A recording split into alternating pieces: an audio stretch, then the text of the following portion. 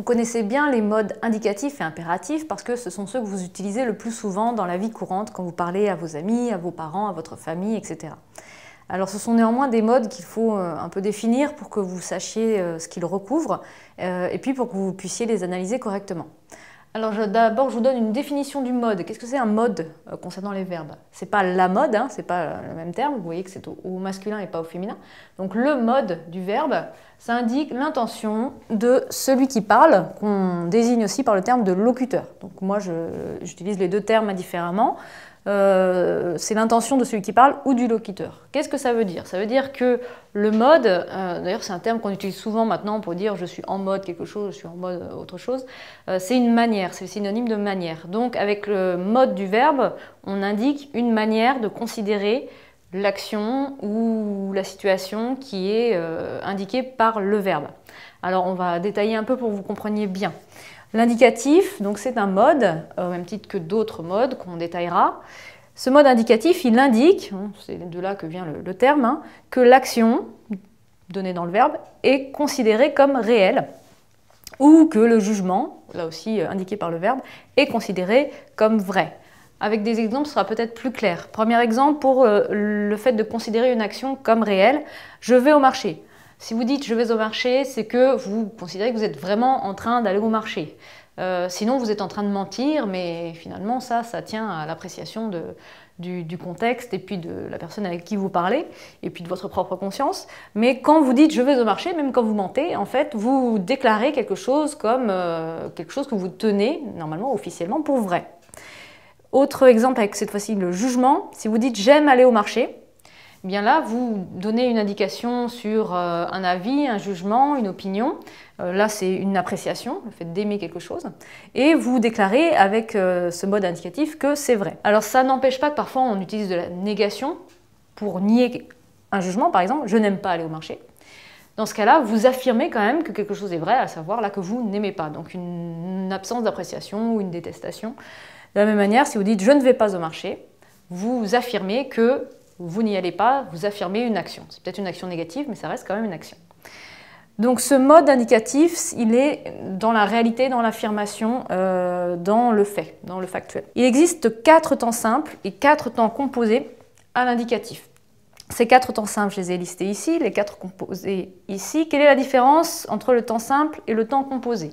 Alors il y a une vidéo qui est consacrée, mais en quelques mots, le temps simple, c'est le temps qui est conjugué avec un seul mot, alors que les temps composés sont conjugués avec 2 mots. On trouve un auxiliaire et un participe passé. Alors je vous renvoie pour chacun de ces temps aux vidéos qui y sont consacrées. Vous aurez des indications sur les conjugaisons et sur les emplois de chacun de ces temps. Je vous indique quand même quels sont les temps simples et les temps composés de l'indicatif. Présent, imparfait, passé simple et futur pour les temps simples. Et puis passé composé, plus que parfait, passé antérieur et futur antérieur pour les temps composés. Bien souvent, vous connaissez mieux les temps simples que les temps composés. C'est normal parce qu'on les utilise plus souvent. Et parmi les temps composés, vous connaissez surtout le passé composé. Puisqu'en effet, le présent, ça donne pour le verbe aller, je vais, l'imparfait, j'allais, avec un S à la fin, hein. Le passé simple, j'allais, sans S à la fin. Le futur, j'irai, passé composé, je suis allé, plus que parfait, j'étais allé. Le passé antérieur, je fus allé, et le futur antérieur, je serai, sans S, allé. Pourquoi je prends le temps de vous dire tout ça? Parce que parfois vous dites au présent à l'imparfait sans préciser au présent de l'indicatif à l'imparfait de l'indicatif. Il est important de bien indiquer le mode quand on indique le temps qu'on emploie parce que le présent il existe aussi pour le subjonctif, il existe aussi pour le conditionnel, il existe aussi pour l'impératif. Donc quand vous citez un temps, c'est-à-dire quand vous analysez une phrase ou quand vous analysez parfois votre propre phrase, indiquez bien le temps, certes, mais aussi le mode auquel se rattache ce temps. C'est important, sinon on est face à une réponse qui ne peut pas être correcte. Ensuite, concernant le mode impératif. Alors cette fois-ci, c'est une autre manière de considérer l'action. Qu'est-ce qu'on donne comme information quand on utilise le mode impératif? Eh bien, on indique que le locuteur, celui qui parle donc, il veut que l'action, elle se réalise. Donc il y a une intention forte du locuteur, de celui qui parle, par rapport à l'action qui est désignée par le verbe. Alors ça va être un souhait qui va être exprimé, là, ici, ou un ordre, une prière. Puis parfois, quand on nie, quand on utilise une négation avec l'impératif, ça peut formuler une interdiction. Donc dans tous ces cas-là, on affirme quelque chose aussi, de la même manière qu'à l'indicatif, mais pour le futur. On veut que quelque chose se réalise.